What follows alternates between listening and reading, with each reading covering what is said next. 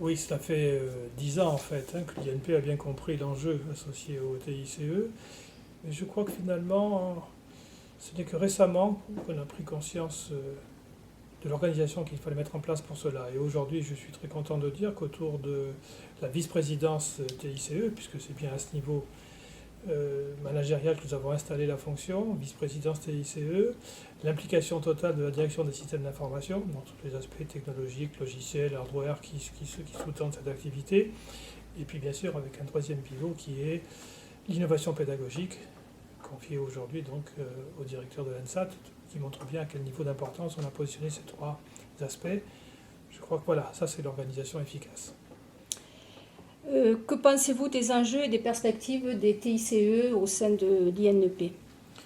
Au sein de l'INP, je dirais dans l'enseignement supérieur en général, mais c'est bien que l'INP essaie de prendre un peu d'avance dans le domaine parce que je crois que le caractère différenciant de nos formations viendra beaucoup de notre capacité à utiliser de manière optimale les technologies offertes. Alors, cela touche bien sûr à la numérisation des supports. Cela touche également au podcast avec la capacité que nous aurons d'avoir des cours de référence qui sont en ligne. L'étudiant donc pourra suivre ses cours de manière tout à fait délocalisée. Il pourra les suivre après tout à toute heure du jour ou de la nuit, ce qui va nous simplifier beaucoup de choses, notamment en matière d'organisation des emplois du temps, et puis nous forcera à avoir véritablement des séquences de référence. Donc, d'un point de vue pratique, comment comptez-vous procéder au sein de votre université? Il faut savoir que ces nouvelles technologies ne sont pas forcément complètement acquises par les enseignants-chercheurs eux-mêmes. Et quand on parle de Learning Center, dans cette nouvelle forme de bibliothèque, de médiathèque dans laquelle on pourra faire coexister toutes les formes de sources d'information, eh bien les gens qui vont fréquenter les Learning Centers, c'est les étudiants sans doute, mais probablement aussi les chercheurs et les enseignants-chercheurs qui viendront eux y acquérir les méthodologies permettant de mettre en place des enseignements très modernisés. Peut-être pouvez-vous nous donner quelques mots par rapport à votre vision à l'horizon 2015 de notre université et la place qu'y trouveront les TICE? Oui, je pense qu'on n'a pas complètement compris que les méthodes d'apprentissage, d'acquisition des connaissances vont être totalement bouleversées. Elles le sont naturellement dans la vie de tous les jours.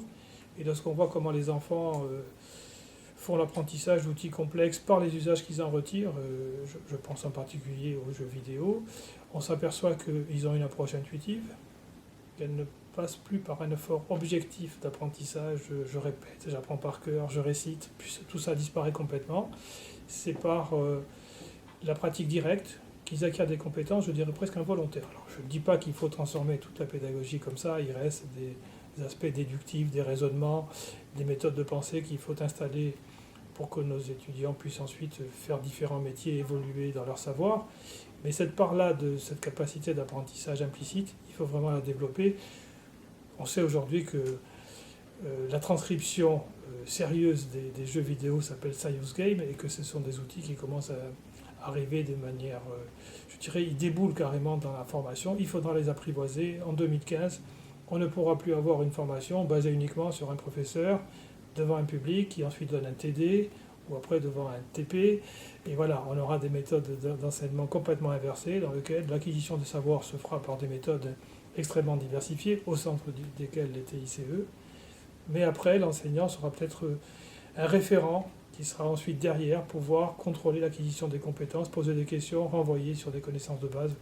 Un schéma tout à fait original. Je crois qu'avec nos enseignants, nous avons à pousser une réflexion sur la pédagogie active. J'évoquais le schéma traditionnel.